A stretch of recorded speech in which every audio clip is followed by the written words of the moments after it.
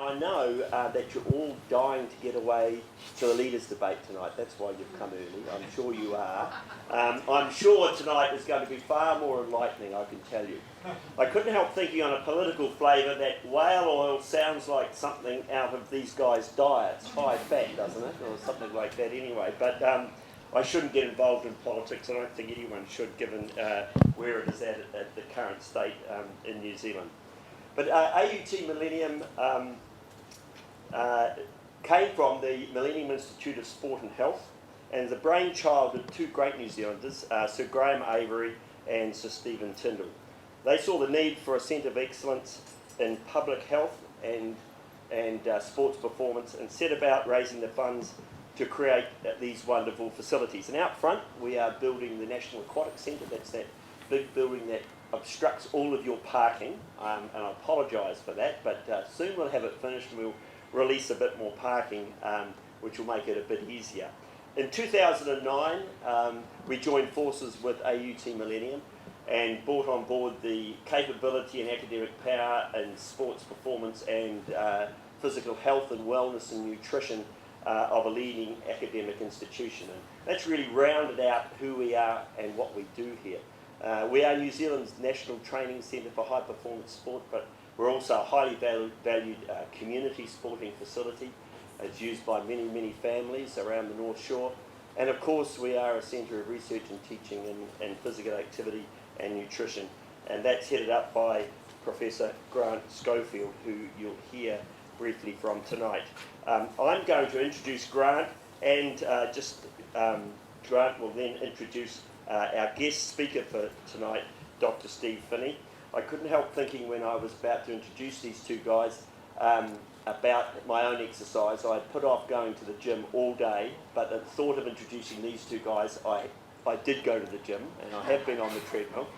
And I was also talking to my wife about what I should be eating tonight, and of course we knocked out the potatoes and took off the rice off the agenda and made sure that our carbs and fats were just right, because these two gentlemen are entirely committed.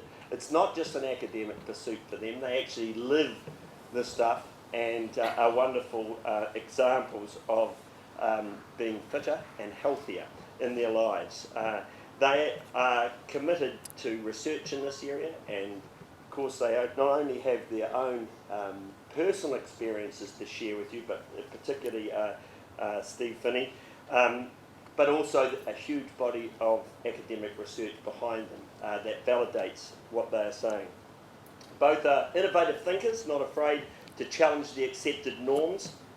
Based on a depth of research and personal experience, they've become champions of the low-carb diet. Professor Schofield is a local. He's educated at Westlake Boys High School, and his research and teaching interests are in well-being and chronic disease prevention, as well as high-performance sport, and he's an accomplished triathlete. In addition to his extensive academic output, Grant has been active in highlighting health and well-being issues through a wide range of media and his own business interests. So Grant lives by the motto, which is also above the door of AUT Millennium, of be the best you can be. Please welcome Grant Schofield.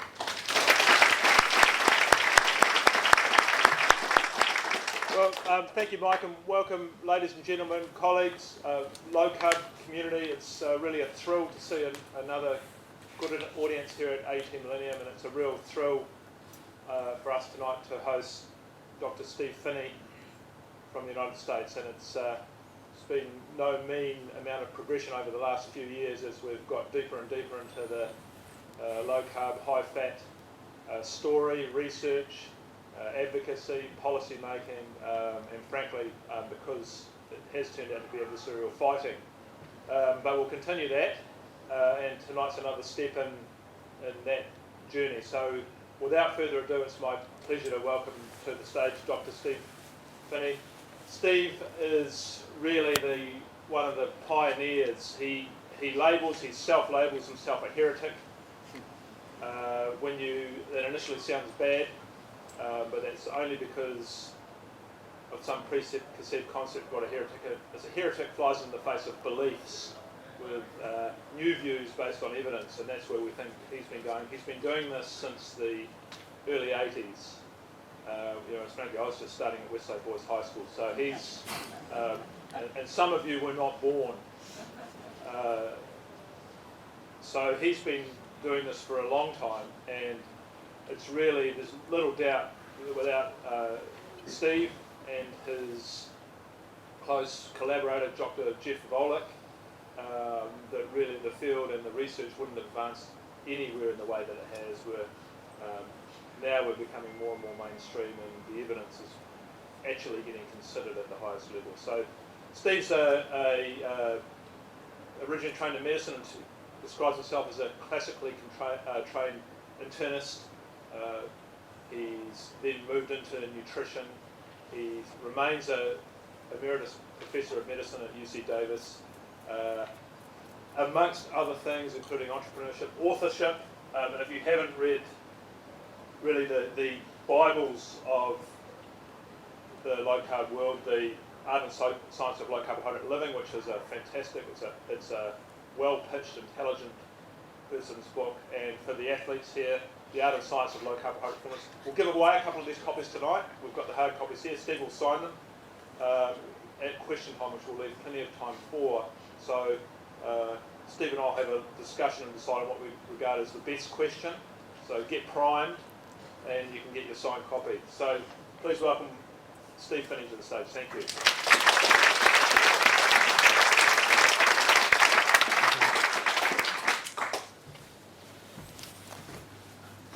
I'd like to start by expressing my appreciation for the invitation to be here. This is my first time in New Zealand, and I'm here for way too short a visit, and I guarantee I will be coming back. So it's a beautiful location, and I really appreciate the audience coming out here at supper time to listen to somebody talking about food. The other thing I want to mention is that in both these books, the first author is Jeff Volek, and the second author is Stephen Finney. And the reason is I would have never participated in writing these books if it hadn't been Dr. Volek, my younger and smarter and more handsome colleague, goading me to put all this stuff down on paper. We think we've been able to state something in a way, and these are self-published books, which is why they're hard to come by, that we would never have gotten past a standard publisher and the kind of the consensus gate that standard publishers impose on writers. The other thing I'll mention is just in way of disclosure, none of us really are free of biases or economic forces. And I'll mention here at the bottom that I am Chief Medical Officer of a newly founded company called Keto-Thrive Corporation. So I do have a financial interest in this topic. And the reason that Jeff and I started that company is we've been told by people that we need to take the message that is laid out here in kind of linear form and turn it into an actual functional program to help people make a transition from a high carbohydrate, very low fat diet that we've all been told is what's right for us, to turn it into a practical program that people can actually follow as a long-term lifestyle. So without any further kind of comment, I want to introduce you to two people who have more expertise in the practical use of a low-carb diet than Jeff, I, or anybody else we know will ever have. And that is these two, I don't know if people on the sides can see, but these are two Inuit women. Whoops, wrong button. I don't know how to use this laser. So these two, this is a picture that was taken, we think around 1910, and it was taken on Victoria Island, which is north of the Canadian Arctic coast. So it's an island in the Arctic Ocean, belongs to Canada. And at the time this picture was taken, the person carrying this camera, would have been a big box camera, was possibly the first European origin person they had seen. So these are people who are culturally innocent of agricultural tradition. You can see that all the clothes they're wearing are made of animal skins. And although they look quite heavy, you can see there's quite a bit of girth here. That's because they're wearing 2 layers of caribou skin. And so those garments are quite bulky. The Inuit typically were not obese individuals on their diet. And their diet consisted almost totally of meat and fat. People say, oh, they scavenged for vegetables. Well, you can see all the vegetation growing on the tundra here. And for 9 to 10 months a year, they lived on snow and ice. They were living out on the fixed ice along the coast and did not have a lot of experience with vegetables. Now, these people lived at a place where there was no vegetables and no fruit of any significant amount available to them. So they, to some degree, didn't have a choice. But the modern Inuit who had crossed from Asia to the North American Arctic in... I'm just going to try and put the microphone on. We're just struggling with that. So. Okay. Who crossed in about 3,000 years ago, had a choice that they still lived there. They could have, in 3,000 years, could have migrated south to warmer climes, to places in North America where Aboriginal people were, to places in North America where Aboriginal people were farming and were growing crops and were gathering things, and they chose not to do that. So this is a group of people who we know for sure were low-carb adherents, if you will. The problem is that they were not literate. They did not write down. They did not keep diaries of what they ate. So, what they ate before they were influenced by European origin people was lost to us. We didn't have access to that from these individuals. They weren't the only ones who interacted with the Inuit. And again, I apologize for the people on the sides, but here's a picture that was taken from a diary of a Arctic explorer, a U.S. Army surgeon turned Arctic explorer named Frederick Swatka. And in 1878, he went into the Canadian Arctic west of Hudson Bay, recruited 2 Inuit families, and he and 3 other European origin colleagues convinced these Inuit families to guide them up to the Arctic coast to look for the vestiges or remains of a Royal Navy expedition called the Franklin expedition that had gone into the Arctic in 1845 looking for the Northwest Passage. And these 2 ships and 129 men disappeared and were never seen again. And that became a great quest in the late 1800s, was to determine the actual fate of the Franklin expedition. So this guy figured rather than taking all of his food with him and going in with big expeditions, he'd get some people who knew the land, how to live on the land, off the land, to be his guides. So you see, if you can see this picture here, here are these 2 European origin guys, here are the Aboriginal people speaking, and the Swatka and his colleague here are writing down notes. They have notebooks and pencils, and they're so interesting. White guys are listening to what the Aboriginal people are saying. And they headed out with these 2 families. They covered 3,000 nautical miles in a duration of 13 months. All of them came back healthy. And they did find a lot of artifacts left from the expedition where the ships were determined to have sunk off the coast of what's called King William Land. Well, it used to be called King William Land, and now it's called Nunavut, which was its original name. This Swatka did not write down in his diary exactly what the people ate, but he did make a very interesting observation I want to share with you. And that is that he basically is the first place I can find someone defining the term keto-adaptation. He didn't call it keto-adaptation, but what he did say is that when you're first committed wholly to the diet of the native people, they called it reindeer meat, but what he meant was caribou, and that was most of what the Inuit ate when they were on land, that when you're first thrown upon that diet, it seems inadequate to properly nourish the system, and there is an apparent weakness and inability to perform severe exertive journeys. And here's the classic line. But this soon passes away in the course of 2 or 3 weeks. So he pointed out that when you make the transition, the body doesn't promptly switch over to from burning mostly carbs to burning mostly fat. It takes a period of time for the body to adapt. That was important to me because I'll show you some data in a minute. A century later, I did research in this topic. I was unaware of this Swatka's writings at the time, and so my PhD dissertation was on human adaptation, and I actually coined the term keto-adaptation, and I thought it was a brand new term until I discovered this guy's diary and realized I'd been scooped by 100 years. Now, were there other people besides the Inuit who ate a high fat, low carbohydrate, moderate protein diet?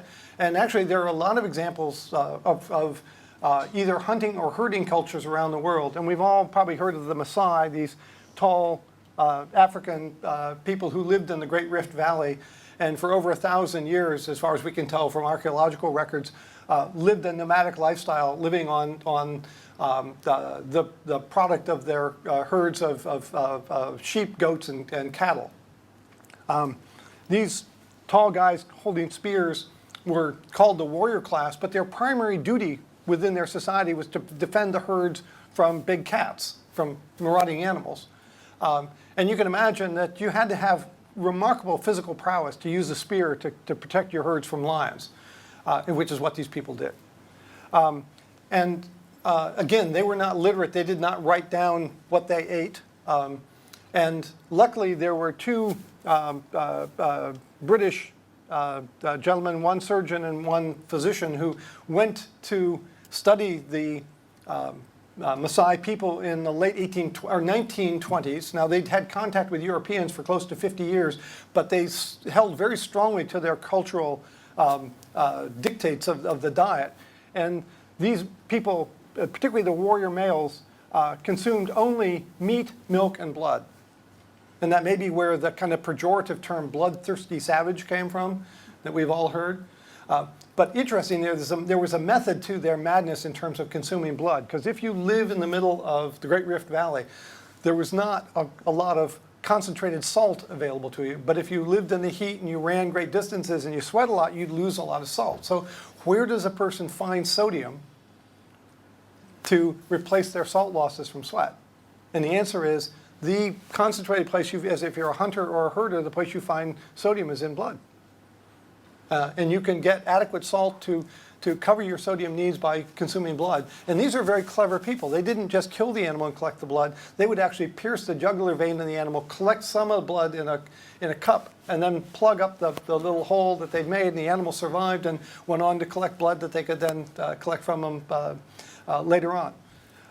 So a very evolved culture, but the warrior class, in particular among the Masai, never ate anything of plant origin.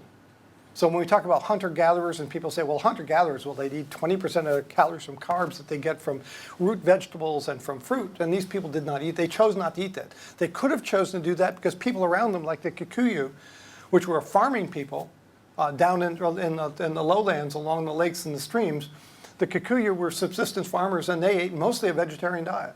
And the fascinating thing that Orrin Gilkes pointed out is that the average warrior male among the Masai was 6 inches taller, and the average Masai female 3 inches taller than the Kikuyu people who were living in the same region but eating a markedly different diet.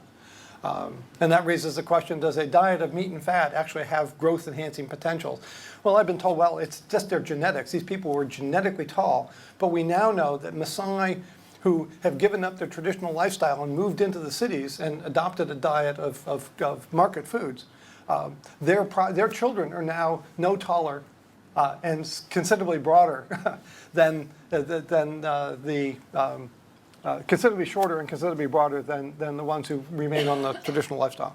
So again, when people have a choice, they can live on a diet of meat and fat. So this idea that people can't do that unless they're confined really has no basis in fact.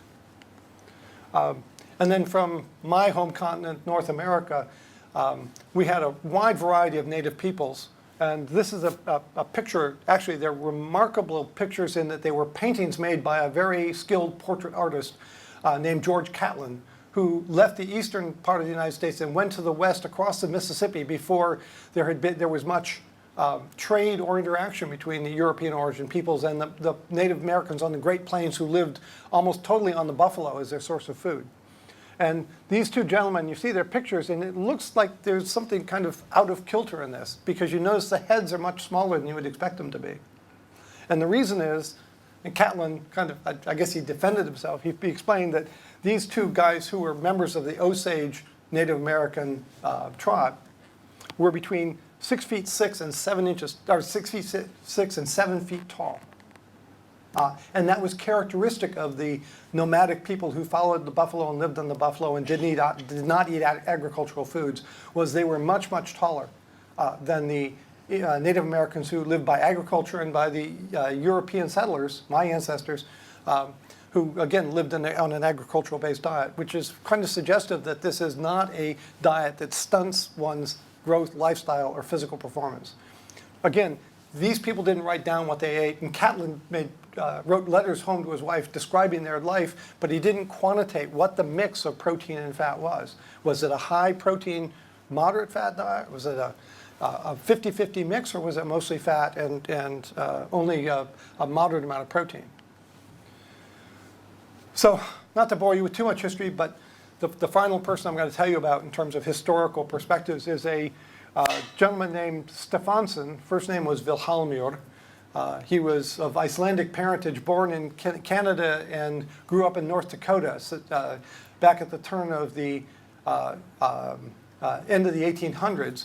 And he left that kind of pioneering environment, came to Boston and was trained at Harvard as an anthropologist, but he was fascinated by the Arctic and went into the Arctic to study the Inuit people. He lived among them for a total duration of 10 years, learned to speak their language, at times was out of contact with any European settlement for up to 2 years. And when he came back after that 12 years, 10 years living with the Inuit, and came back in 1917, he started writing about the fact that you could live on a diet that was just meat and fat. Well, in the early 1900s, that's when the science of nutrition was born, and all of the 12 vitamins were discovered and characterized, a lot of which were found predominantly, if not solely, in vegetable foods. And when he said, well, I could live for up to 2 years without any fruits, vegetables, or carbohydrates, he was openly called a liar.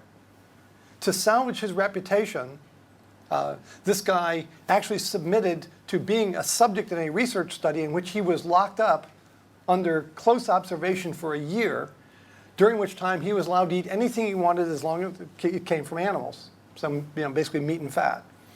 And by the way, he brought along another Arctic explorer with him who had some, quote, time on his hands. And so these two subjects for the calendar year 1928 lived on a diet that consisted of meat and fat. And they had to prove this, do this to prove that they weren't lying and that one didn't become ill despite not eating fruits and vegetables. Luckily, the people who ran this experiment carefully quantitated what these guys ate. So they didn't dictate what they ate. What they did was they wrote down precisely, weighed the portions of what they chose to eat. And it turns out that they ate a diet that consisted of meat, fish, poultry.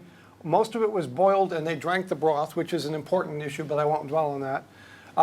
Brains, marrow, and liver and kidneys, so organs as well as the meat. And the proportions were protein was 115 grams per day, which for the two guys turned out to be 15 to 20% of their daily energy intake. They ate no visible carbohydrates, which means that more than 80% of the calories that they consumed and burned came from fat, which looks really scary, right?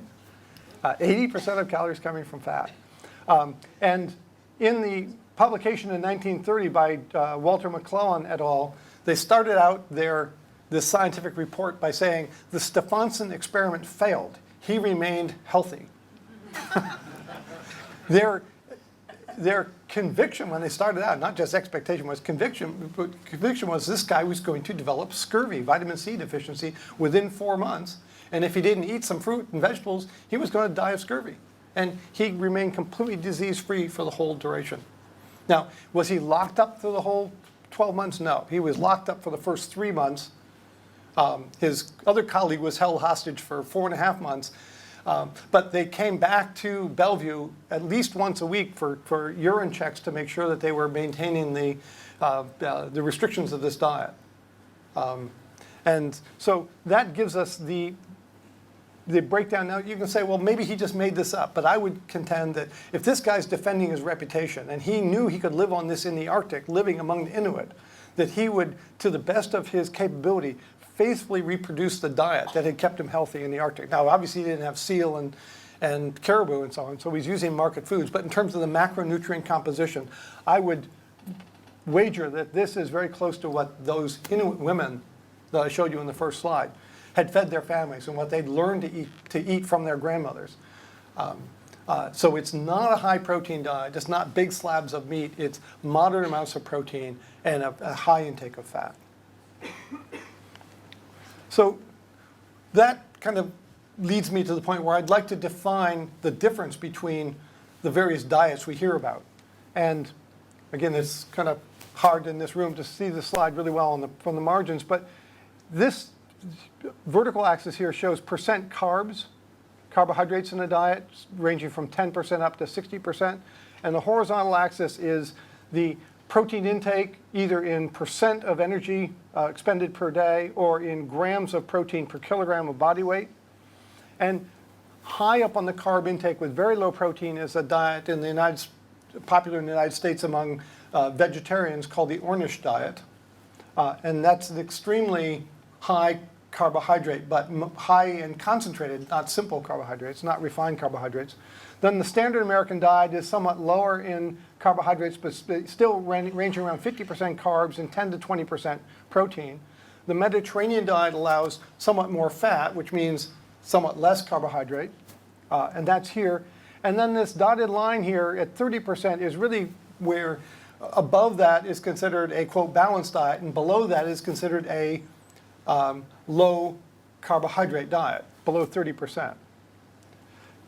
The what's called the paleo diet, which is patterned after what archaeologists tell us our Paleolithic ancestors ate long before the advent of agriculture, is in the range here. And most of the academic advocates of paleo say that it is at least 20% carbs. So I've had people confront me, my academic colleagues confront me and say, you can't say that the Inuit ate no visible carbohydrates because we know they had to eat at least 20% of the calories as carbohydrate. And why is that? Because it takes about 20% of your energy intake as carbohydrate to feed your brain, because your brain can't burn fat. Your brain can either burn glucose, and that was thought to be the only thing the brain could burn until the 1960s, when we realized that if you deprive a person, limit their carbohydrates to the point that there's not enough carbohydrate to feed the brain, the body can adapt to using fats to make things in the liver called ketones, and those ketones is an equal opportunity fuel for the brain. So if you get under 20% of calories as carbohydrate, then you need to, your body has to build an alternative, and we call that those ketones, and that diet that causing that would do something called nutritional ketosis. Why do we call it nutritional ketosis? Because that's what the levels of ketones your body makes when you manipulate the macronutrient composition of the diet. And I'll explain the other difference on the next slide. So in order to be on a diet that makes ketones, you really have a very small kind of island here, somewhere between 10 and 20% of the dietary intake coming from protein, and technically no more than about 10% coming from carbohydrates. And that 10% as carbohydrates means you're limited to something near or under about 50 grams of carbohydrate per day. It doesn't have to be zero carbs, but that 50 grams or less pretty much excludes all starchy vegetables and all grains and all high sugar fruits in order to get into that space. Notice that the paleo and the ketogenic diet here, we call it a well-formulated ketogenic diet because there are lots of ways to do it wrong. And to know how to get all the components of well-formulated right, we wrote a book. There's no soundbite to say, well, it's just this easy. But when you do that, your diet is quite different than what is advocated by most people who promote the paleo diet. Now, I'm not saying the paleo diet's wrong, and I'll come back to that at the end to describe which of these diets may be right for different people or right for a person at a different phase of their life. And so the antecedent to this, where I'll give you a prediction of my conclusion, and that is there's no one perfect diet for everybody. I'm not promoting the low-carb diet for everybody. What I'm saying is that we differ one from another in our needs, and we need to become skilled at figuring out which is right for each individual rather than coming up with the one perfect diet advocated for everybody.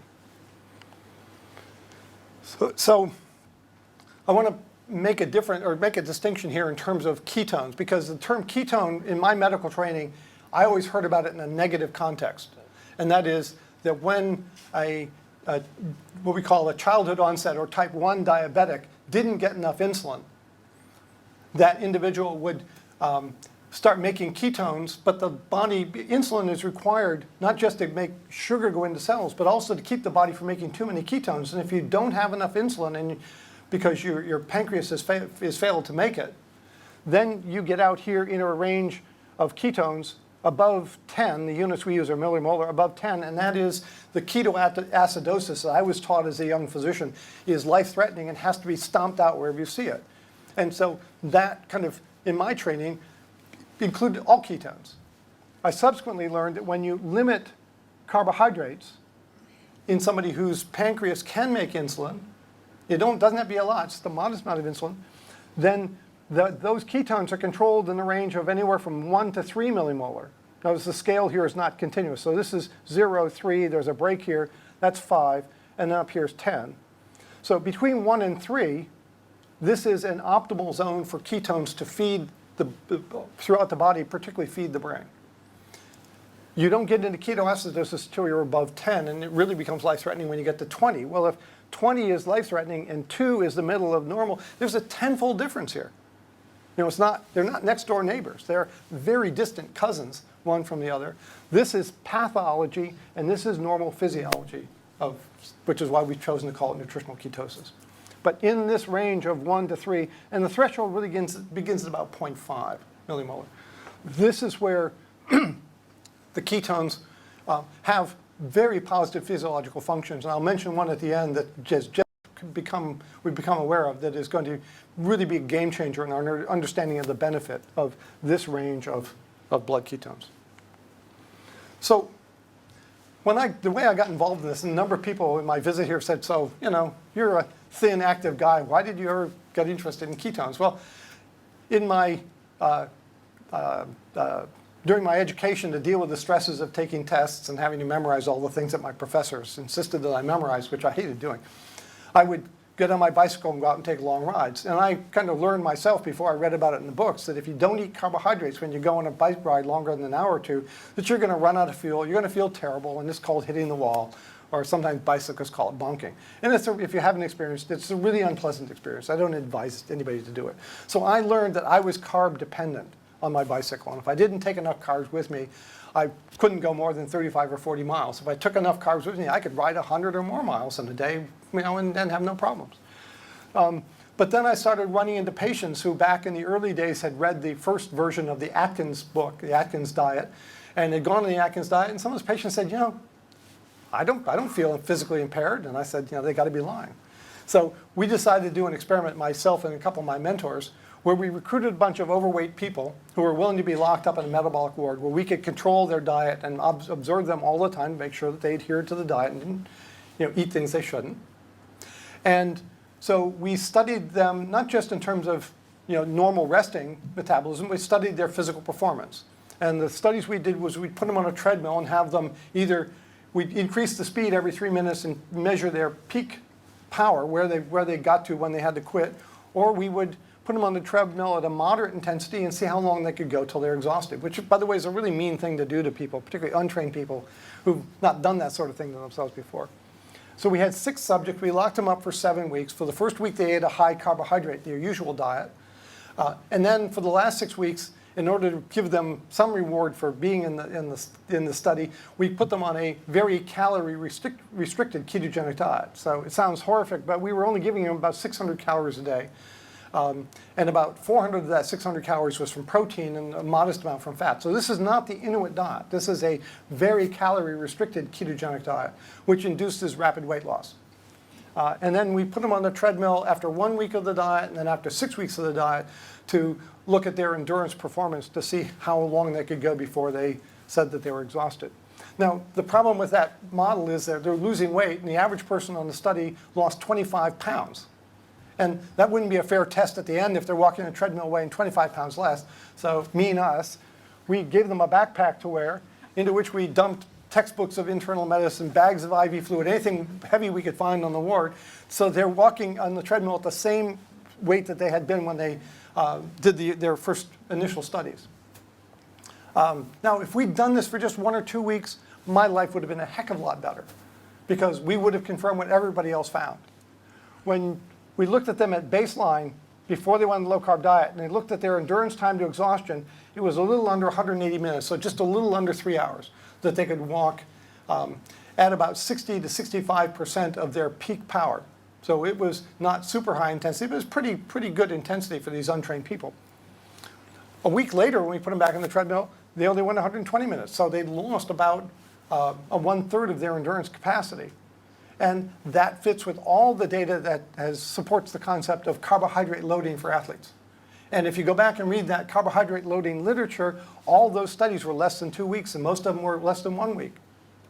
So this is very consistent with that. And if we just done that and published it, I wouldn't have to have worn around this big word heretic on my back for the last, what is it, going on 35 years now. But at 6 weeks, as you can see here, even wearing the backpack, their performance rebounded tremendously. They were numerically above where they'd been before. The problem is that when we actually looked at their heart rate and measured the rate at which their bodies are using oxygen, despite the backpack, they were actually more efficient in the last test. So they weren't using as much oxygen, so their relative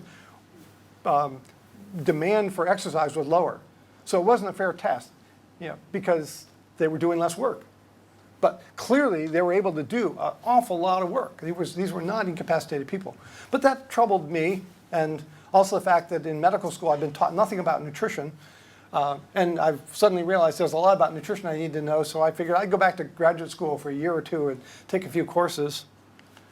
And in the process, kind of got looped into doing a PhD, which I really didn't need. So what we did was we recruited 5 highly trained bike racers. And in this case, now I'd read about the Stefansson experiment, which I hadn't before. We realized that we could probably feed these guys a diet patterned after the Stefansson experiment with 15% protein and 80% fat. And these bike racers, if we fed them that, they wouldn't lose weight. So we wouldn't have a weight change. And these guys also, they race frequently. And they know what exhaustion is. They know how to push themselves to their limits. So we figured we'd get a better test, realistic test of performance. And so we put them on this Inuit type diet here, again, using market foods. We didn't have seal meat and whale blubber and such. We gave them 4 weeks to adapt to the diet. We figured we didn't need to do the full 6 weeks. And then did both peak aerobic power tests, that's a maximum oxygen consumption test, and an endurance to exhaustion test between 60 and 65% of peak aerobic power. I apologize for the numbers here. I'll show you a graphic of some of this data in the next slide.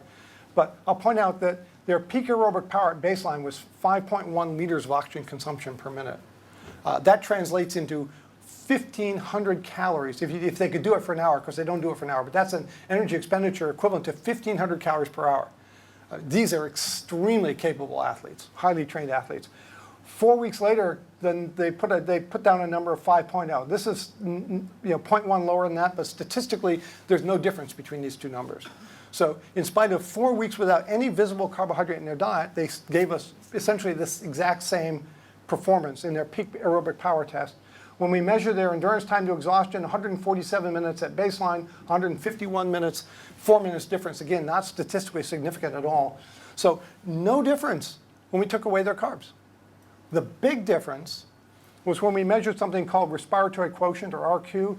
This is the ratio of carbon dioxide produced over oxygen consumed. And that can tell us what fuels they're using. If this number was 1.0, they'd be burning all carbohydrate. If this number was 0.7, they'd be burning all fat. Well, you can see that these guys eating the mixed, quote, balanced diet were burning at 0.83, about a 50-50 mixture of carbs and fat, which is typically what endurance athletes at that intensity will burn. So that's no surprise. What was truly surprising to all of us, because we've never seen this before, is when they had just 4 weeks of adaptation to the low-carb diet, exactly what Swatka told us in his diary back in his journey across Canada, their respiratory quotient at 0.72 was almost over 95, represented 95% of their calories coming from fat. Doing exercise, and this was at about 65% of their VO2 max. They're exercising at over 900 calories per hour, and over 90% of that was coming from fat. That implied a prodigious level of fat oxidation. I'll show you the muscle glycogen data. It gets a little easier to see on a graphic slide, but the one other thing I'll mention here is the thing that puzzled us back then, and we've only recently come to understand, and that is their total white blood cell count, which was pretty low to begin with, not dangerously low, but pretty low at the start, went even lower on the low carbohydrate diet. So, and we've come to understand that white blood cell count is kind of a indirect way of measuring what we call inflammation. And the fact that it was statistically lower here implies that the low carbohydrate diet was anti-inflammatory. And we published that in 1983, and only in the last couple of years have we come to understand what that really means. And I'll finish up with that at the end. Whoops. Did I push? Okay. I'm getting button shy here. So this slide on the left hand shows for the 5 subjects their endurance times to exhaustion. And I said it went from 147 to 151. It's important to note that not everybody responded exactly the same. 2 of the subjects went down sharply. This one went up modestly. This one was pretty much flat, and this one went up a lot. And people have looked at this data and said, well, obviously this is a terrible diet because look at what it did to these 2 guys. And this guy here, he's the one who made it go up. And you know, this must be fake data because no one can ever change their peak aerobic power or their endurance capability that amount. This is normal human variation. And people who race will tell you they have good days and bad days. And we also know that people differ one from another. So we had a small number of subjects, only 5 subjects. But I think the data stands that the performance of some people was certainly not impaired and may have been enhanced. For the glycogen here on the slide here, on the high-carb diet, they started out with a very high level of glycogen, and they used a whole lot of it when they did the exercise to exhaustion. Didn't go to 0 because they were exhausting only one type of muscle fiber, which is their slow-twitch fibers. We won't get into too much detail there. The important point is after 4 weeks of a diet with no carbohydrate in the diet, you would think, gee, if they had no carbohydrate for 4 weeks, they'd have no glycogen left, right? And yet they had half as much here as they had there. And they ended up here at the end of the study on the last day on the high-carb diet, and then they went low-carb, and these guys kept on training, and they, even despite training in 4 weeks with no carbs, they still had glycogen. And yes, they used some of it when they did the endurance ride after 4 weeks, but they used it very slowly. So if you look here, they're gulping glycogen, here they're sipping glycogen. That the body has a remarkable ability to adapt when given time, to not count on carbohydrates as a primary fuel. And then Jeff Volek, my co-author here, a couple of years ago, 30 years after I published my data and just said, well, gee, we had a much lower RQ, he went and actually calculated from the RQ data how many grams of fat per minute or grams of fat per hour, I'm sorry, my subjects were burning when they were in the keto-adapted state. And so the 5 trained subjects here from my data published in 1983 showed that the one who had the lowest level of fat oxidation was burning fat at 74 grams per hour. The highest was 112, and the average for all 5 was 90 grams per hour. And the reason he did that was a few years back, a researcher from the Netherlands, Dr. Venables, who works in Eukengroep's group in the Netherlands, did a study of 300 subjects, some of whom were highly trained athletes and some of whom were untrained. And they measured very carefully peak rates of fat oxidation in this whole host of either untrained or highly trained athletes. And the highest number they found from any of those 300 was 60 grams of fat per hour. So the highest number she found was 50% lower than the average for the 5 subjects that I had in my diet. So I had either 5 freaks, or keto-adaptation allows normal people who on a high-carb diet can't access their fat very well to give them remarkable capacity to access body fat for fuel. So basically my kind of interim summary to this point is that a ketogenic diet patterned after the cultural teachings of the Inuit has a few important attributes. One is it takes weeks to adapt to it. You can't adapt to it after a day or 2, and you can't adapt to it in mid-race if you're doing an endurance race. You can't go from burning mostly carbs when the carbs run out, all of a sudden become a remarkably adapted fat burner. The other thing that's important to note here is that because when they have this capability of burning fat, that it potentially can extend their ability to do endurance performance, where the energy demands of endurance performance stay under about 70% of peak aerobic power.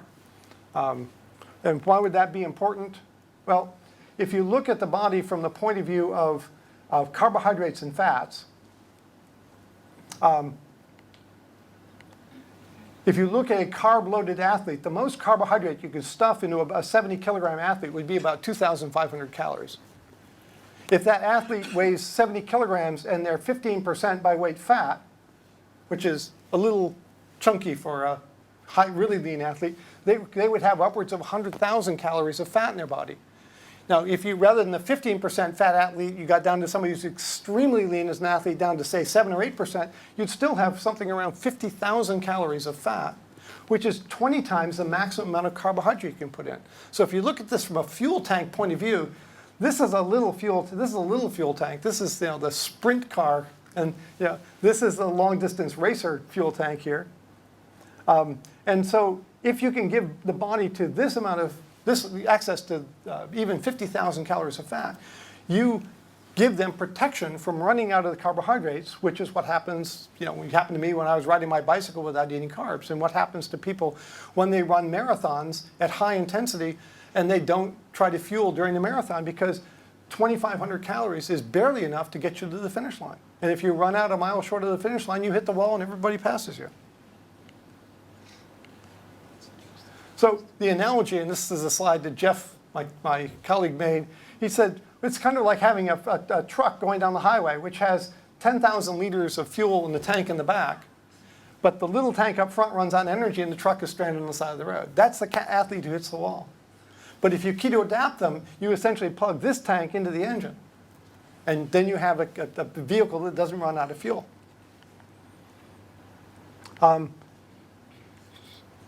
This is one of Jeff's animated slides. We have to wait for all the good parts here.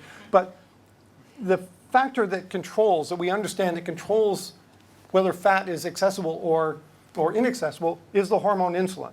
And when human insulin concentrations will range from near 0 up to 200, and anywhere from about 40 or 50 on up, your ability to burn fat, which is the vertical axis here, maximum fat breakdown, is markedly suppressed. So if you're running and you drink a sugar-laced beverage, and you push your insulin up just a little bit on this very steep curve here, you relegate yourself to this very small tank.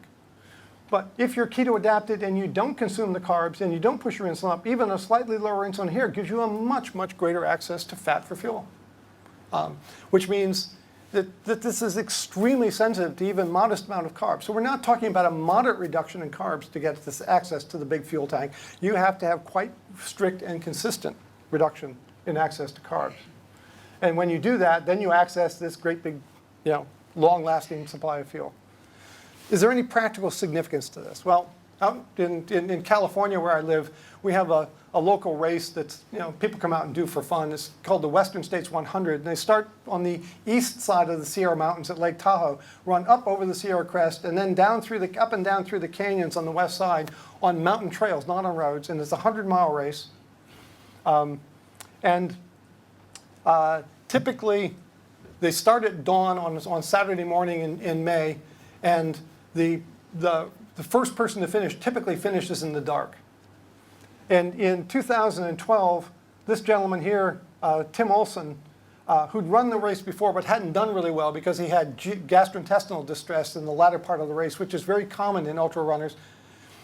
Typically, an ultra runner to finish this race has to eat 6,000 calories of carbohydrate to finish the race, because there just isn't enough carbohydrate. If you're carb loaded, you run out of carbs halfway through, or less than halfway through the race. So if you eat 6,000 calories, you might finish.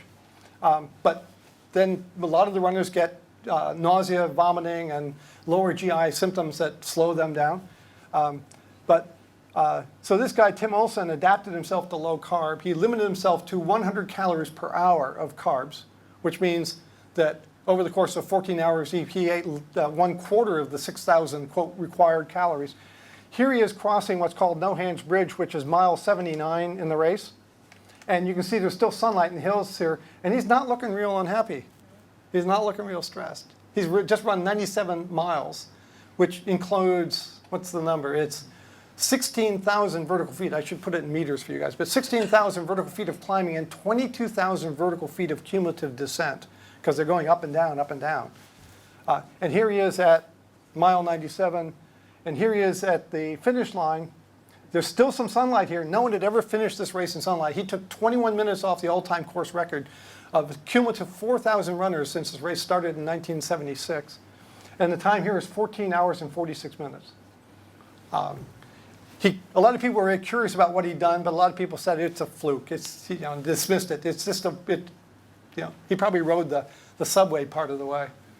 Except he came back and did it last year again and won the race. It was the second hottest year on record, and he still beat his next nearest competitor by 20 minutes. So a keto-adapted athlete, some of them do add what they call strategic carbs during the event to help extend their carb supplies just a little bit. But people are not just finishing these events now. There are multiple events where people have won and set new course records by keto adapting. But in this case, we're talking events of either Ironman duration or 50 miles or longer, where this is really becoming a technology, a transformative technology. So let me share with you a little bit of scientific data about the study that Jeff has just completed and we have not yet published. But it'll extend, I hope, your appreciation that this is not something that just happens to an occasional individual. So Jeff, who just left the University of Connecticut to move to the state of Ohio to a larger department, but at University of Connecticut, he did a study he called FASTER, which stood for Fat-Adapted Substrate Oxidation in Trained Elite Runners. And basically what he did was he recruited 20 ultra-endurance runners, 10 of whom personally had chose to eat a high carbohydrate diet. The other 10 chose to follow a low carbohydrate diet and had done that for 6 months or longer. These people were aged between 21 and 45 years. Habitual diet was either high or low carb for 6 months. When you look at these groups, high carb here on the left and low carb on the right, average age 33, 34, height, weight, they're very well matched, with the one difference that, and they had similar peak aerobic power values. But the high carb runners ate 60% of calories as carb, only 25% is fat, and protein at 15%. The low carb runners consumed 70% of calories as fat. So we're getting really close to the Inuit numbers here. 20% is protein and 10% is carbs. So higher than I gave my bike racers, but dramatic differences in the macronutrient composition of the diets for the high carb versus the low carb runners. And the study design was that they would come in on day one. They did a peak aerobic power test on day one. On day two, they brought them into the lab at 6 in the morning. They did body composition testing. Then they gave them a breakfast shake. And this was kind of not a full breakfast because it was only about 300 calories. For the high carb runners, it was 70% carbs. For the high fat runners, it was 70% fat. And only 300 calories, an hour and a half before an endurance run for 3 hours. Why did they give them any food at all? Because they didn't want to make them feel like they were completely deprived. But this is not a whole lot of calories compared to the amount expended in 3 hours at 65% of their peak aerobic power. And they ran for 3 hours, and then they did recovery studies. I won't show you data, but I will mention that they actually did muscle biopsies using a rather sizable needle into the leg muscles to look at muscle histology and muscle glycogen content. We haven't analyzed those data yet, so it was a quite comprehensive study. Now, I'm going to go back and show you the data from the Venable study from the Netherlands. This is her 300 subjects, and this is the maximum oxygen consumption. So anything above 60 milliliters per kilogram per minute is considered a highly trained athlete. And if you look at the fat oxidation here, peak fat burning here is not in grams per hour, but in grams per minute. And if you look at the 1.0 level here, 1 gram per minute translates to 60 grams per hour, which is the highest number she saw. And see, there were a couple people here in the mid-trained range who had, but among the elite athletes, nobody got even close to the 60 gram per hour or 1 gram per minute value, right? Okay. Here are the data from Jeff's FASTER study for peak fat oxidation. All of the highly trained, ultra-running subjects who ate the high carbohydrate diet fell under that 1 gram per minute number. Nobody came close, just like Venables' data. But 10 almost identical people, when you look at them, but who chose to eat the high-fat, very low carbohydrate diet, posted at numbers that averaged 1.54 grams per minute. There's no overlap between these two populations. Then the only difference is the choice of diet. That if one chooses to eat a well-formulated, low-carb, ketogenic diet, one has dramatically enhanced ability to access body fat. That makes obvious sense for athletes, but it also makes obvious sense if you want to access your body fat to get rid of some of it. You have a much, much sharper tool here than if you're trying to eat a low-fat, calorie-restricted diet down here. This shows the rate of oxidation of fat and carbohydrate over the 3 hours of the study, and you don't have to be a statistician to see the difference here. This group, yes, the low-fat, high-carb runners were increasing the amount of proportion of fat, but they never got below 40%. Whereas the highly trained, almost exact similar group started just a little above 10% and had a constant rate of sipping carbohydrates at less than a quarter of the rate of the other group to do the exact same amount of work. So, little fuel tank, running out of fuel quickly, not that much fuel in the tank, but sipping it and making it last a long time. And we don't know for sure if Tim Olson could run this with no carbohydrates, not without the 100 grams per hour. He doesn't choose to go out and do a competition like that and not take it because he knows he can win races taking it. So do we need that 10% of energy coming in as gels and little bits of sugar from the outside? Or can you do it without it and just count on gluconeogenesis, the liver's production of new glucose from metabolic breakdown products? We don't know that for sure. But dramatic differences between two groups of people, and the way you induce that difference is strictly by choice of diet, not choice of parents, not your genetics. So I won't bore you with the interim summary because it basically says what I've told you, but the important thing is that if greater than 85% of your calories can come from body fat, this other small proportion, we have to figure out where that needs to come from, and that's the topic of our future research over the next year or two. So let me end up by talking about safety, because people say, yeah, that's great, and we know people have done surveys of athletes. Maybe some of you have been surveyed for these kinds of questionnaires where people said, if we could give you a drug that would guarantee you a gold medal in the Olympics, but it would shorten your life by 20 years, would you use it? And there are many people, athletes, who say, yes. I want to be on the podium and get the gold. I don't care. So it's dangerous to offer an athlete something like a very high-fat diet that many cardiologists and practitioners and doctors and dietitians will tell you is going to guarantee to end your life sooner. Eating all that fat's got to kill you. I've heard that. In fact, I may have even said that in my younger years. So Jeff did it along with a wonderful graduate student named Cassandra Forsyth, who was a very accomplished bodybuilder in her own right. Did a study where they recruited 40 people with what was called metabolic syndrome, or you can call that prediabetes, and some combination of high blood triglycerides, low levels of the so-called good cholesterol, central weight, increased blood pressure, and poorly controlled blood sugar, but not frank diabetes. And half of them were given a low-fat diet with very little saturated fat in the diet. So it was a relatively high carbohydrate diet, but these were both weight loss diets. So the low-fat diet was 1,500 calories per day, and over half of it was carbs. And the low-carbohydrate diet was also 1,500 calories per day, and over half of it was fat. And the low-fat diet contained a total of 12 grams of saturated fat. This is important, as I'll show you in a minute. The high-fat diet had 36 grams of saturated fat. So 3 times as much saturated fat coming in per day for the people, for 12 weeks for the people on the low-carbohydrate diet. And the question is, what happens to blood lipids, including the amount of saturated fat in the blood? First thing is, both of them were weight loss diets, but what we see when we put people on diets that are supposed to have the same number of calories. Now, these weren't locked up. These were outpatients, so they could go home and eat whatever they wanted to eat, but this is what we had them, what they were supposed to eat. But the low-fat, relatively high-carb diet group lost about 5.5 kilograms. The other group lost almost twice that much. But the other thing to note is they're both still going down at the end of the study. So one group isn't gaining weight back while the other is still losing. That's important when I show you the lipid data. So what happened to the so-called bad cholesterol, LDL cholesterol? The group on the ketogenic low-carb diet went up 3%. The low-fat diet went down 2%, but this was not statistically significant in terms of its difference. It was a trend towards a difference, but was not significant.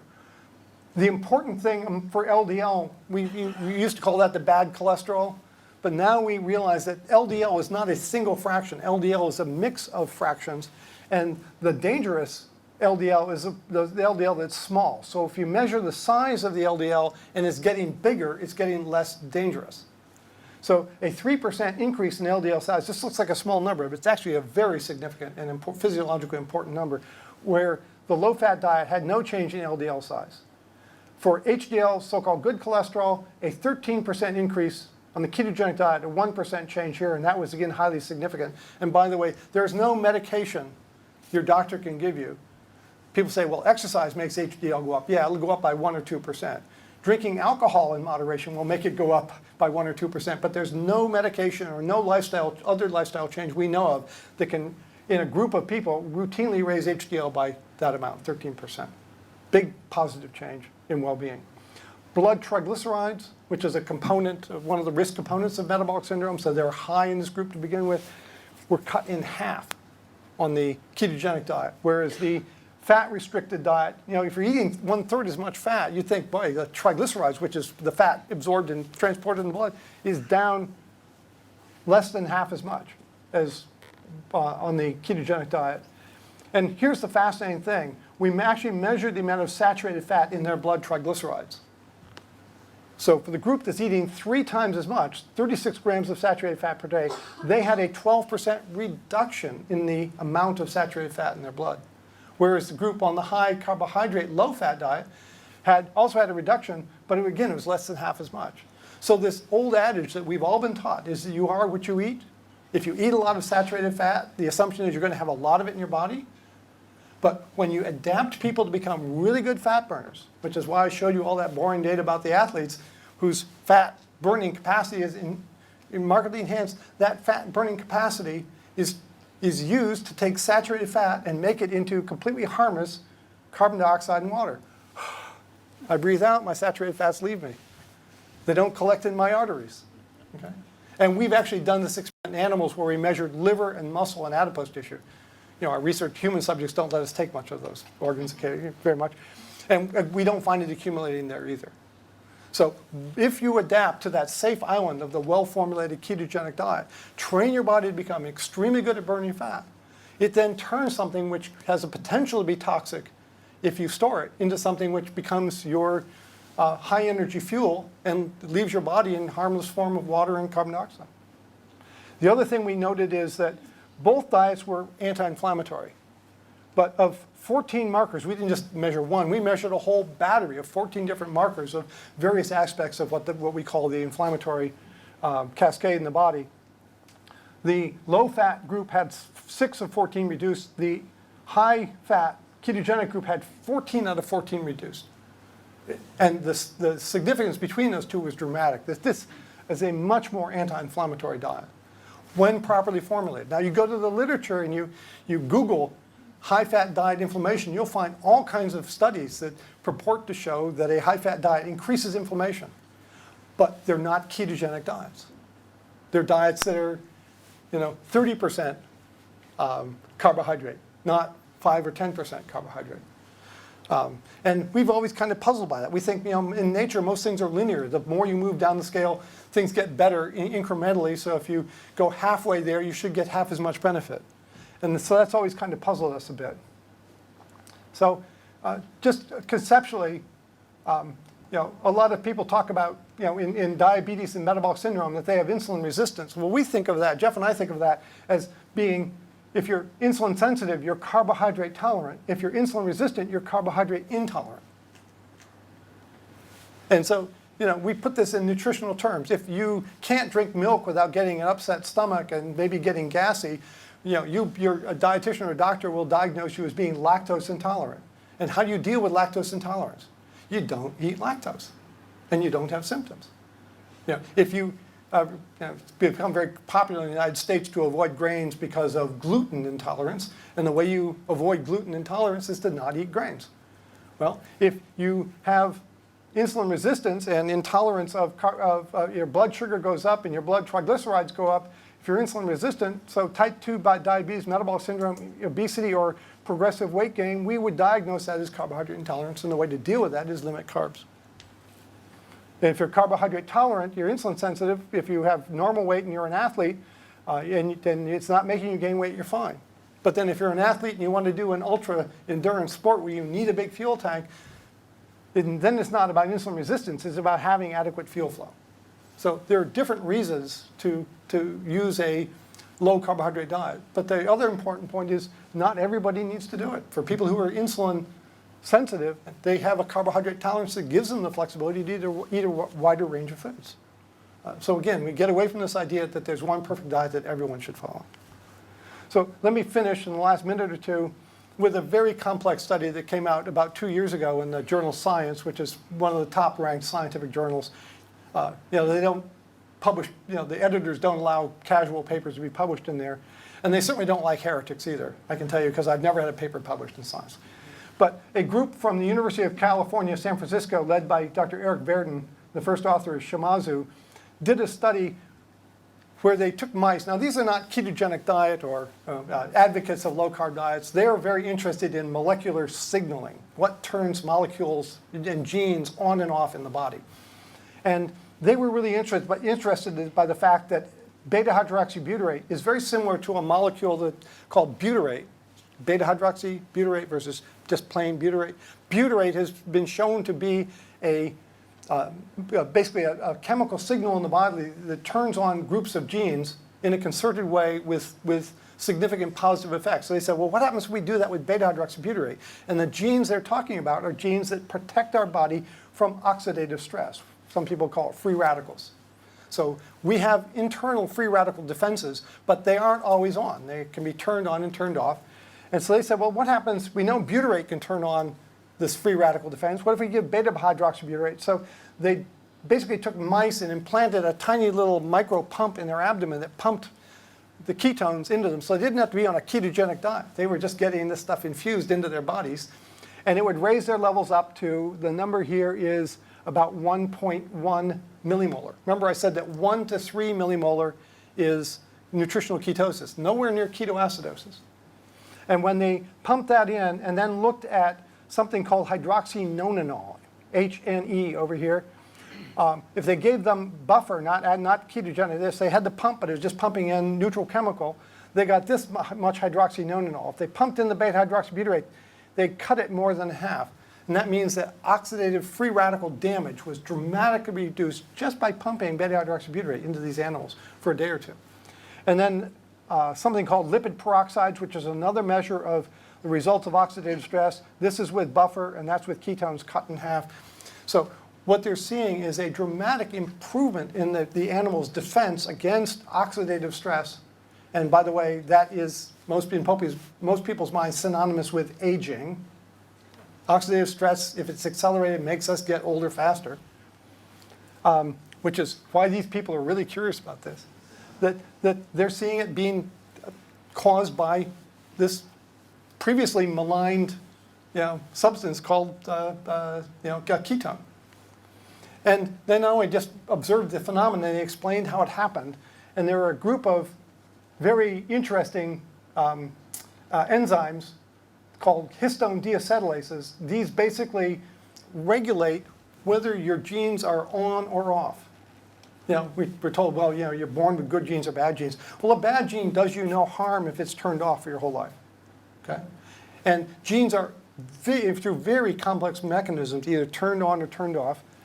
And this class of genes here, the 1 and the 3, and to some degree the 4, are a group of genes which, when they're turned off, this sounds backwards, but when they're turned off, your defenses against oxidative stress, your internal, genetically endowed defenses go up. are enhanced. So if you cut, as you can see here, at 1 to 3 millimolar, you get between a 30 and a 40% reduction in the activity of these enzymes. You are getting a dramatically enhanced capability of controlling oxidative stress. The same thing that they got by pumping in the ketones into the mice. So we now understand the mechanism, and it's at the intimate level of gene control. So ketones are not just an alternative fuel for the brain. Your ketones also have at least one extremely powerful signal that does more than just giving you fuel. It may actually give you an extra few years of life. We don't know that yet, but it's suddenly become an extremely attractive hypothesis. And I won't bore you with the details, but somebody not being wanting to do a study in humans over 50 or 80 years duration, they took some little worms that are about half a centimeter long that live for 20 days, and they grow them in petri dishes. And when they put them in a petri dish with beta-hydroxybutyrate, they live 26% longer. So now we have to put people in petri dishes and feed them. So my conclusion is pretty obvious. Low-carb, high-fat diets have existed since humans learned to hunt. This is not a novel thing. It's not a fad. There were whole cultures that lived on this type of diet for thousands of years. And we only pretty much gave it up as in our society when we adopted agriculture as our primary source of food. You require at least 4 to 6 weeks to adapt. It doesn't happen overnight. It has to be a concerted and chosen change. And despite an increase in the intake of total fat and saturated fat, when you get the diet right and you enhance body fat oxidation, the saturated fats are not toxic. They're not going to accumulate and they will not do you damage. And the final thing that I would say is that the scientific data says we really have to redefine ketones and get away from this negative implication that all doctors and dietitians are given in their training, and begin to think of them as a beneficial nutrient that may actually be worthwhile for us to induce in selected people to either prevent or cure disease. And thank you for your attention, and if you have questions, I'd be happy to answer them.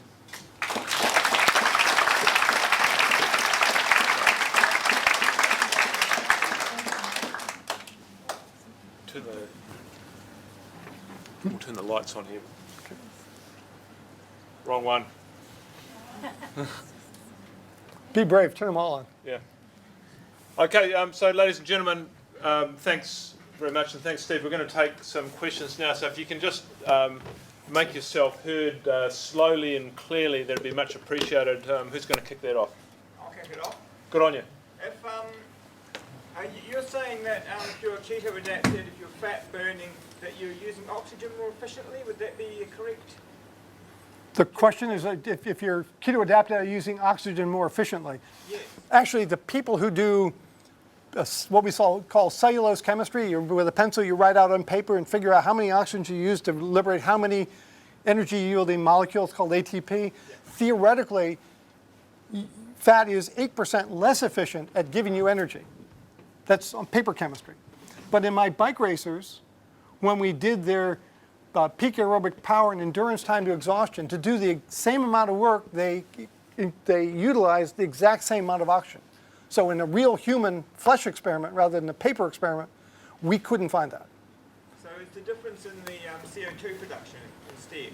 Is that where the difference in CO2 production is they're making less CO2, and that's because carbohydrates already have a lot of oxygen attached to them, whereas fat has very little oxygen. So when you burn fat, you make less CO2 for the amount of energy released.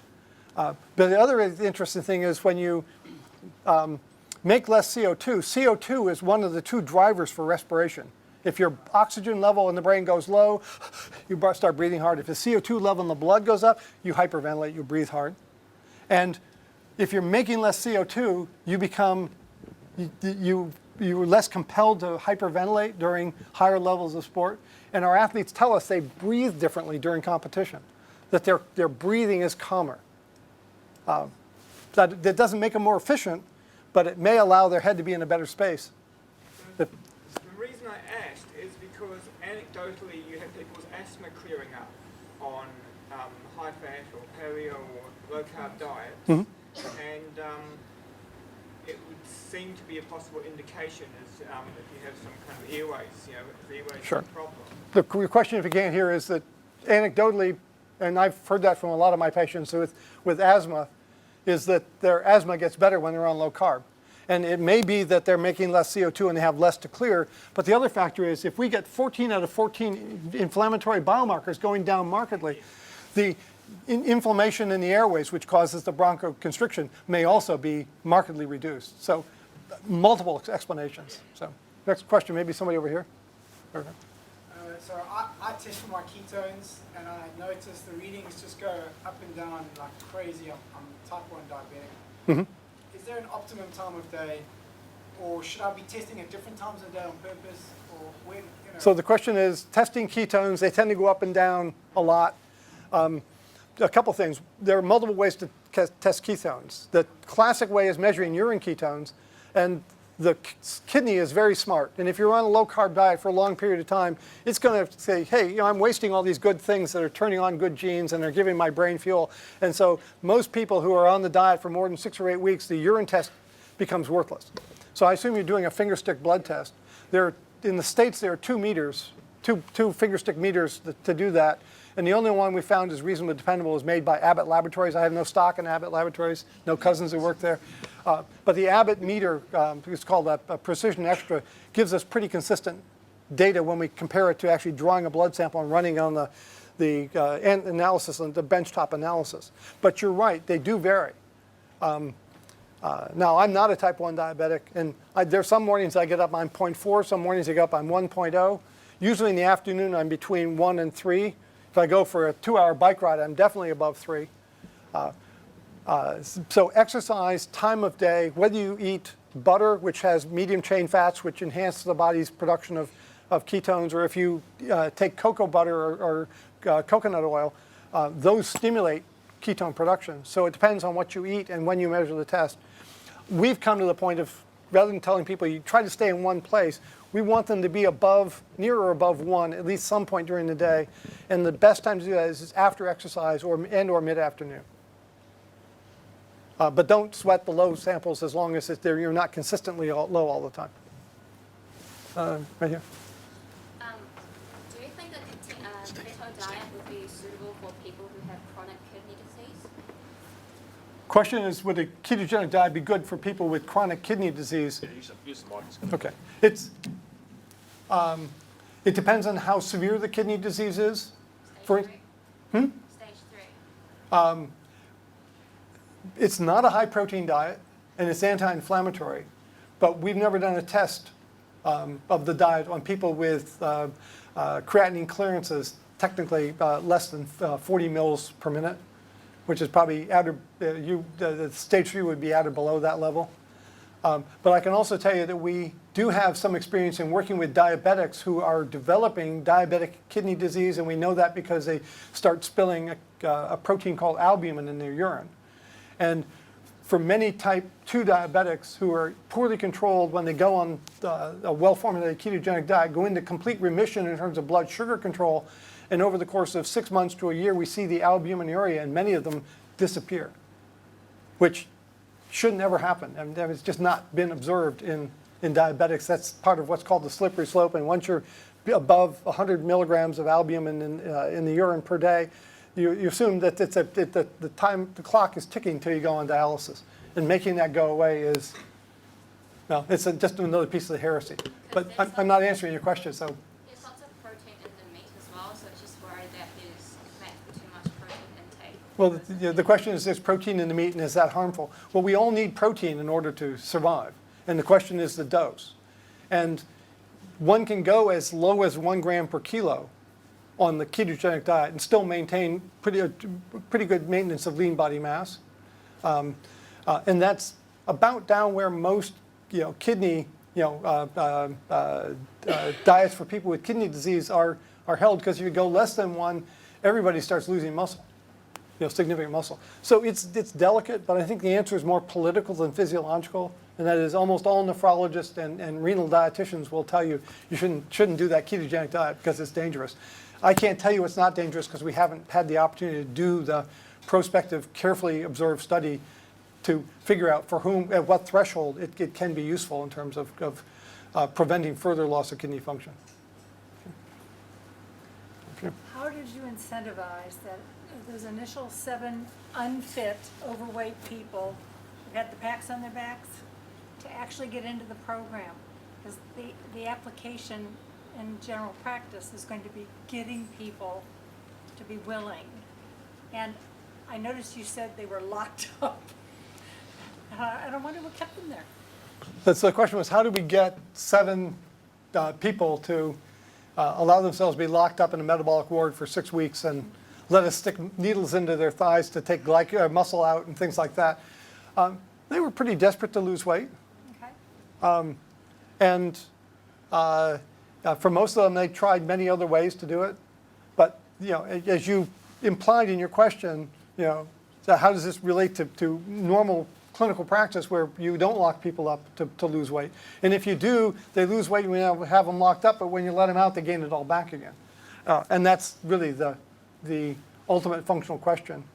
And part of, we think, the way this can work is when you give people a diet that not only works to help them lose weight, but helps them, empowers them to conquer problems that they haven't been able to solve before. Not just weight, but blood pressure and high blood lipids and aches and pains, because this is an anti-inflammatory regimen.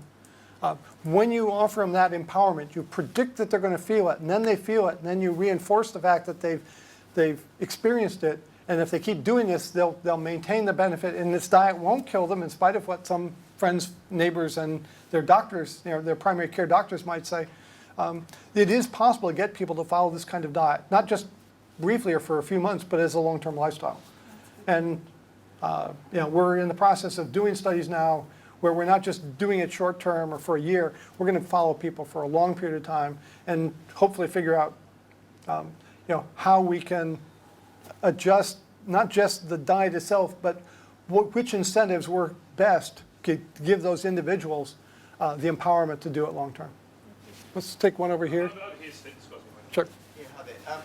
So if you're confident that you're keto-adapted and you go and you have a cheat day or you have a big pasta meal for whatever reason, do you fall straight out and you have to go through that phase again, or are you able to burn that off and carry on in an adapted state? Excellent question. The question was, if you have a quote cheat day, and if you go on the web and start reading blogs and the dialogue about the diets, there's some people who say you have to have cheat days, otherwise your thyroid gland is going to fail. Or, everybody has to have cheat days to kind of reinvigorate their metabolism.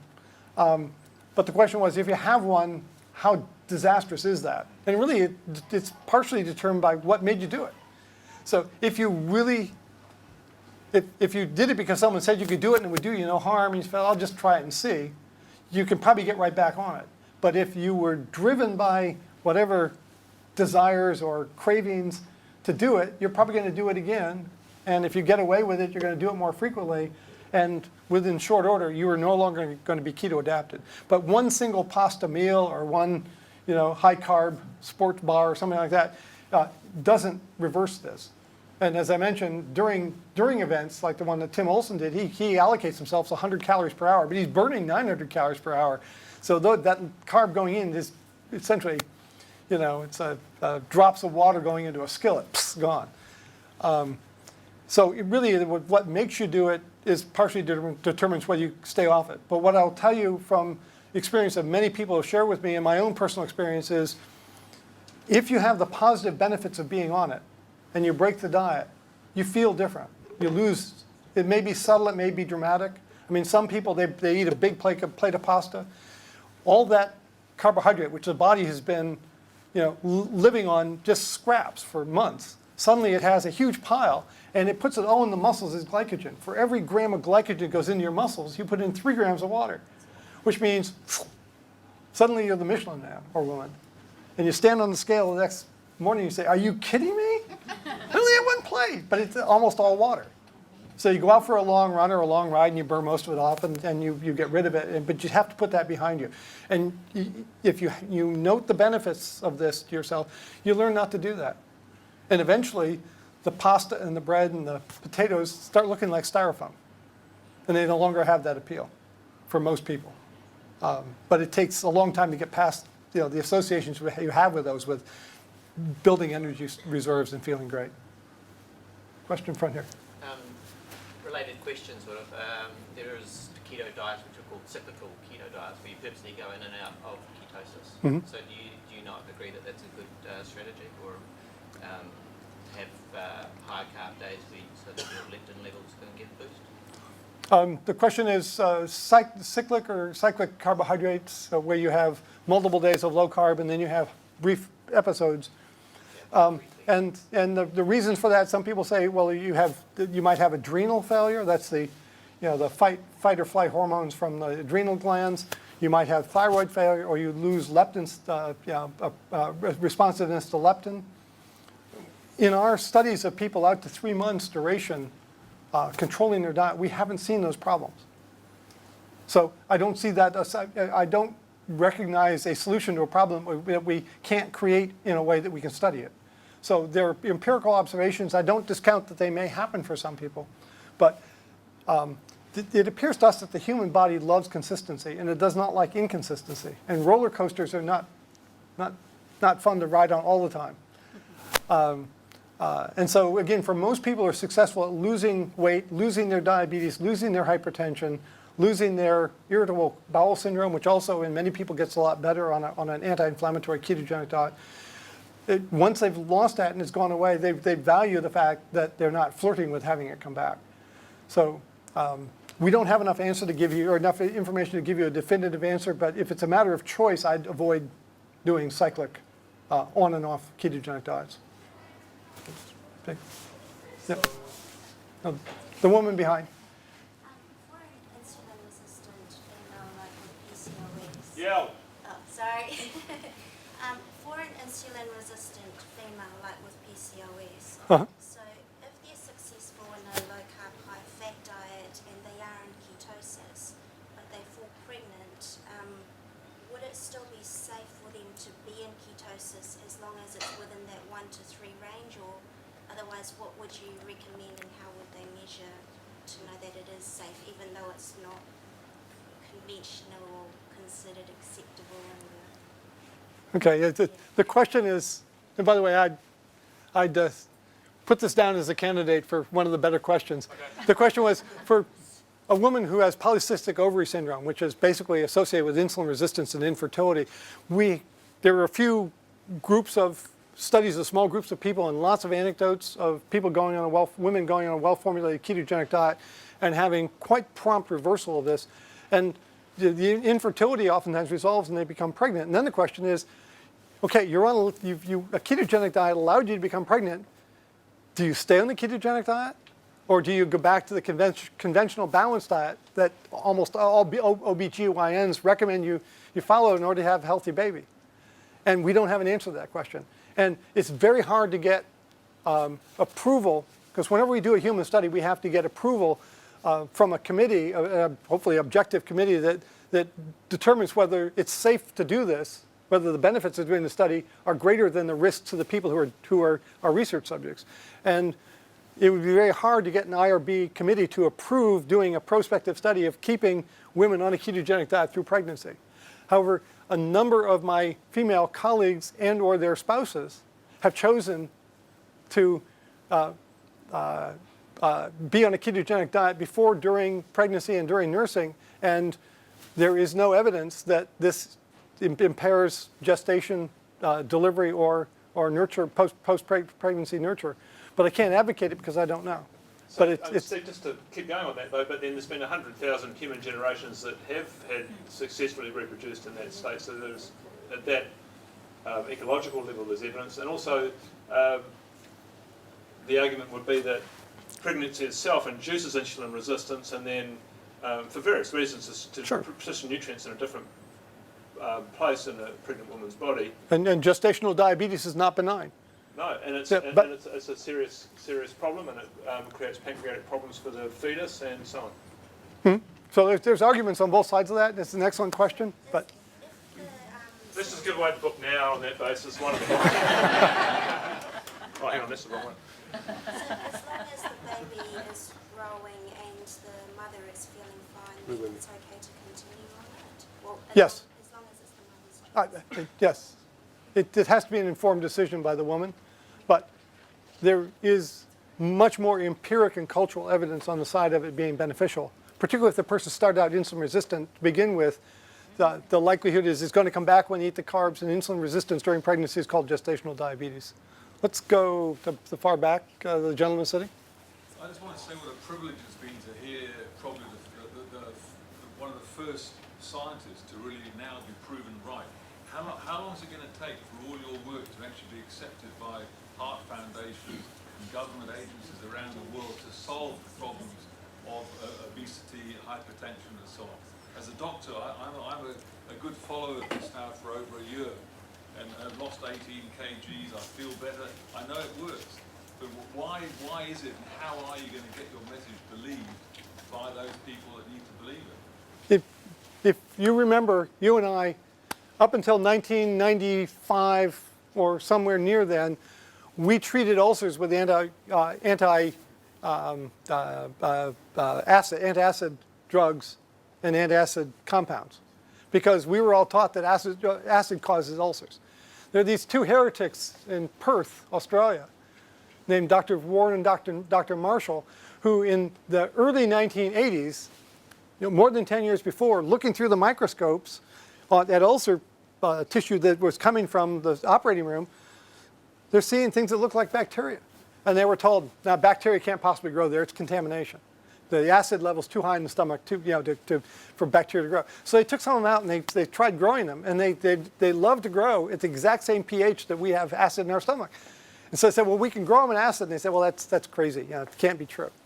So they actually got to the point where they grew them in culture, and one of them, I can't remember whether it was Warren or Marshall, drank a concentrated solution of the live bacteria, and 3 days later was double over in pain. They did an endoscopy on him and found that his stomach lining was very inflamed. And he wanted to wait until he actually got an ulcer, and his wife said, I'd divorce you if you don't take the antibiotics today, because you're in such pain. So he took the antibiotic cocktail, which was metronidazole, flagyl, and bismuth, which was the combination which together seemed to work, and within a couple of days he was cured.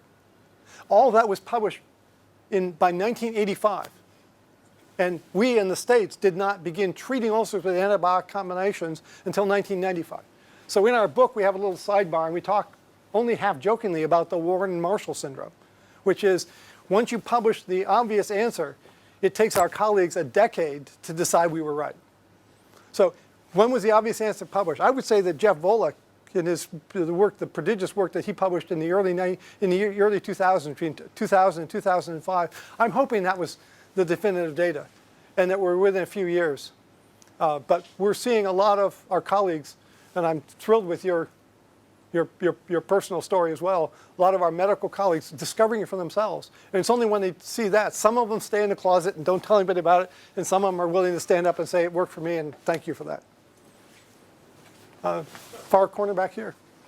So you were presenting a lot of data that is very heavy on physical performance, and then on the other hand, you also said that the brain needs carbohydrates to work. So is there any evidence and data on academical performance at all, on students, on exam results and that type of thing? The question is, okay, physical performance is great on low carbs. We all know that athletes are meatheads, and they really don't need to have their brain work all that well afterward. My study on bike racers was done at MIT. I showed you the data on my 5 bike racers, but my thesis committee wouldn't let me do it to athletes until I proved that non-athletes could actually eat a diet like that. I had 4 subjects who were students, 2 engineering graduate students, 1 Harvard medical student, and 1 undergraduate guy who was building, this is back in 1979, he was building a computer in his dorm room. This is back before the Apple computer. And all of them, when they were in the metabolic ward, told me, my grades are better on this diet than they were, my studying habits and such are better. And the head nurse in the metabolic ward said, of course, you got them locked up. They can't drink, they can't carouse, they can't go out with women, and we make them go to sleep at 10 o'clock at night. So, but we haven't seen any evidence for significant cognitive impairment. And there actually is well-done research done in the 1960s showing that the brain is equally as functional on beta-hydroxybutyrate as it is burning glucose. So it would appear that the brain is, other than maybe that first couple of weeks where some people say they have a little bit of brain fog in that first week or two of the adaptation, after which the recovery is as far as we can tell, at least anecdotally, complete. Up here in front. You talk about the adaptation phase, 4 to 6 weeks. Mm-hmm. For athletes to regain performance, is there any benefit in exercising over that period, or should you just listen to your body and rest? The question was, in the 4 to 6 weeks of adaptation for an athlete, should they stop exercising until they're through that phase, or how much exercise should they do? And what I tell people, based on a lot of feedback I've gotten from athletes, is for the first week or two, you really feel like someone's pulled your plug out of the wall, and you shouldn't try to maintain your full training. And they've actually done studies where they've taken athletes and they've basically confined them to bed. In one case in Scandinavia, they actually put them in a full body cast. But they split the cast so they could get out for half an hour twice a day. But for 23 hours a day, they kept them in a cast. And you can go for 5 days with 0 exercise and not lose any lean body mass. And it's only after you get 5 days out that you then start losing functional tissue. What I tell athletes is, for the first week, do about half the duration and no more than 60% of the intensity. So it's very light and moderate duration. For the second week, you can do the full duration but keep the intensity down. And by the third week, as you said, listen to your body. And if you feel like you're running short, then back away. But a lot of people say, really, by the third week, they're doing fine. And with my bike racers, we had to make sure that they didn't, quote, cheat on the diet. They remained adherent, but they needed to go out and train on the road. So one of the joys of my dissertation research was I got to do a lot of bike racing with some really good cyclists. And for the first 2 weeks, I owned these guys. The third week, I'm able to stick with them. But by the fourth week, I always had to be really attentive to stay right on their wheel. We call it wheel sucking. To stay right behind them, or they would leave me in their dust. And I'm not really I'm not a competitive cyclist. I'm not really slow, but clearly they had gotten most of it back by 3 weeks and by 4 weeks, which is why we ended the study at 4 weeks and didn't take it out to 6 to save money, was we were pretty sure we could get a true test of that early adaptation. So thanks for the question. Right here? Yes? I've just got a question about children. My daughter's type 1 diabetic, Mm-hmm. and I've been to clinic just recently and said I'd really like to reduce the amount of carbs that she's eating. And I was sort of just told, well, just give her insulin for the carbs. What would be your advice for children, type 1s? Okay. First disclaimer is I'm an internist. And you should never let an internist take care of a child. Because we just dose standard dose as opposed to mils per kilo and that sort of thing. I do interact with quite a few people who work with children. And I've interacted with quite a few type 1s who you can't get them off of insulin by putting them on a low-carb diet. For type 2s, almost all of them, we get them off their insulin within the first week or two because they still have residual pancreatic production, just not enough, and they've lost their sensitivity. We give them the sensitivity back. For type 1, typically, they cut their dose way down, and all they need is basal insulin. And that may be as low as 10 units per day total. I was told by the dietitian, carbohydrates are essential for your growth. Well, tell that to the Osage males. Yeah. It's interesting. Not only did George Catlin paint those pictures and say those guys were between 6 feet and 7 feet tall, 25 years before he did those paintings, a group of Osage, when in the United States, we sent an expedition across the country called the Lewis and Clark expedition. Say, it's the first time that white man went across the continent. Yeah, well, actually, Mackenzie in Canada did it 28 years before. It's like Canadians beat us. When Lewis and Clark went up the Missouri River, across the mountains, and down to Columbia to the Pacific, they went through Osage territory. And they met a group of these giants, who the leaders of the Osage band, and they sent 14 of them in a boat. Said, go back and meet the Great White Father. We know Thomas Jefferson, who was president at the time, was 6 feet 2 3/4 inches tall. When Jefferson met them, he wrote in a letter to a friend, these are superb specimens of men. They are giants. So the fact that ketogenic diet suppresses growth, I don't buy it. Tell that to the Masai. There is a book written by a physician who himself is a type 1 diabetic named Richard K. Bernstein. There are a couple of Richard Bernsteins who've written books, but Richard K. Bernstein. He has written basically the book on how to do a ketogenic diet in type 1 diabetics, including children. So I would look at that, and you can probably find a lot about him on the internet as well. We're going to do one more question, Stephen. I think we'll wrap it for the evening. Tag, you're in. You decide who. Okay, the straight arm over here. Sorry, everyone else. Yep. Steve, love your work. My question pertains to short duration exercise, ranging from 30 seconds to 3 minutes, where glycolysis would be traditionally thought to be important. Sure. How does, and I work with High Performance Sport New Zealand, we deal with a lot of, New Zealand does very well in sports of durations in that range. Right. Is there any place for the diet in those athletes, and are there even studies that have looked at fat adaptation and then performance over that duration? So excellent question. I think a performance book goes here. Okay. But I've got it actually. Oh, you do? Okay. Then I'll have to turn around and just toss it. But there's a lot of anecdotes. The question really was short duration, high intensity sport, like 30 seconds to 3 minutes. And some interesting anecdotes. There's a woman downhill skier from the United States named Lindsey Vaughn, who until she blew out her knee a year ago, January, she dominated women's downhill for 3 years, World Cup downhill skiing.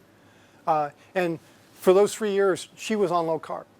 And the reason she was on low carb was she said, I'm not going to run out of glycogen in 2 minutes, even if I have relatively low muscle amounts. But the draw for her was it let her, she said, by her end, it let her double her training volume.